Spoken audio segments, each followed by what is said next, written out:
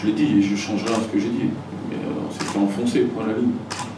Et ça m'a même rappelé le début du match de Clermont.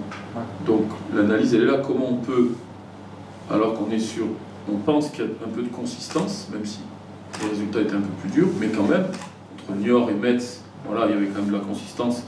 Et arriver à ça, ça a été mon travail depuis 2 jours. J'ai un petit peu, je pense, mes idées, mes solutions, mes raisons, mais que je vais dire au groupe avant de les dire. Mais voilà, c'est parce qu'il y a des...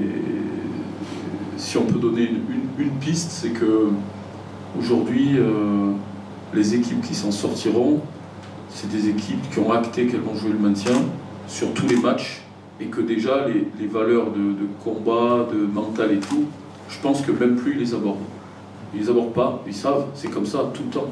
Et nous on l'aborde de trop, c'est-à-dire qu'à tous les matchs on donne tout ce qu'on a, notamment le club, l'encadrement, et pour transmettre aux joueurs le fait qu'il faut se battre. Déjà ça c'est déjà un premier problème. Voilà, c'est déjà un problème. Ça c'est déjà un premier problème. C'est-à-dire quand on dit à quelqu'un il faut avoir faim, on ne doit pas en parler, on doit avoir faim tout le temps. Qu'on soit sur le banc, entrant, remplaçant, pas dans le groupe d'une semaine à l'autre. Voilà. Et je pense que ça c'est une de nos pistes. Où on est obligé, peut-être que tant qu'on ne va pas être dans la zone de relégation, il va falloir. Puis d'un coup on va se réveiller. Voilà, donc c'est ça, c'est que ça, parce que comment expliquer qu'aujourd'hui des équipes comme de notre poule, comme Ajaccio ou Nîmes ou d'autres, ils sont dans des séries avec les mêmes joueurs qu'on connaît, les mêmes groupes que nous, pas meilleurs que nous. Mais je pense plus qu'ils abordent ça. Je vois pas, comme j'ai dit après le match, je vois pas forcément mes collègues sur les bancs de touche s'exciter autant. On le sait, il faut se battre. On le sait, il ne faut pas parler à l'arbitre. Il faut se battre, il faut être bon techniquement, on sait tout ce qu'il faut. C'est tout le temps pareil, tout le temps pareil. Et quand on est dans la situation qui est la nôtre, on ne peut pas se perdre comme ça d'un match à l'autre. Voilà, donc après, si ça ne rentre pas, c'est aussi mes choix, les choix des joueurs qui jouent. Voilà, il faut trouver, comme je disais, les 11 qui calent, les 16, et sans condamner personne, d'une semaine à l'autre, qui se calent le plus possible, qui se calent là-dedans, dans les coups. Voilà l'analyse que je fais. Parce que la réalité, c'est que ce match, on ne peut pas banaliser un match comme ça. C'est hors de question.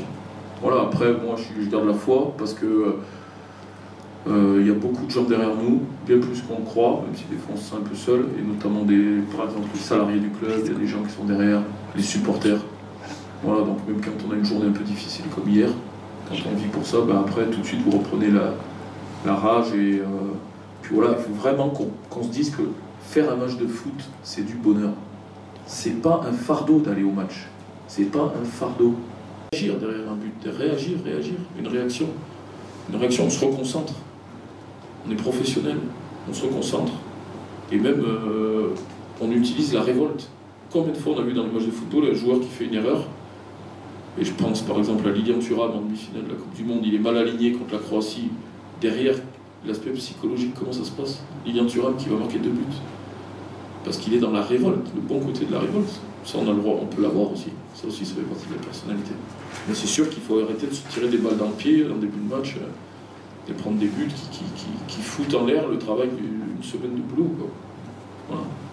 Du Parc des Sports, c'est pas le problème on marque à Niort, on marque pas au Parc des Sports, c'est d'une semaine à l'autre, c'est une coïncidence. Après, bon, c'est vrai qu'il y a cette série. La série qui est difficile, c'est pas de pas marquer des buts au Parc des Sports, c'est les points qu'on fait plus, donc forcément, là-dedans, il y a des tas d'autres chiffres qui apparaissent, comme le Parc des Sports. Mais bon, moi, je vous dis, l'essentiel, c'est de rester... garder le cap dans le travail, surtout, garder nos principes de jeu. Parce que si on commence encore demain à penser à l'enjeu, à ci, à ça, c'est pas la bonne solution. C'est pas la bonne solution, j'insiste vraiment là-dessus. Il faut rester concentré sur le jeu, et c'est à travers le jeu qu'on va se sauver, c'est à travers le jeu qu'on va marquer des buts au Parc des Sports, c'est à travers le jeu et l'enthousiasme et l'esprit d'entreprise, d'entreprendre des choses, de continuer à jouer en bloc, de faire pour le mieux défensivement, même si, oui, on prend des buts, c'est dur. On rentre les équipes sont plus grandes, sont plus puissantes, on peut rien y faire à ça. Mais bon, il faut bien continuer et voilà, et garder le cap. Il n'y a qu'à travers ça qu'on va justement refaire vibrer le Parc des Sports.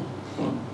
Et j'ai vu leur match, dont le dernier contre Clermont Foot, où ils ont fait un match nul chez eux la veille lundi, la veille qu'on joue.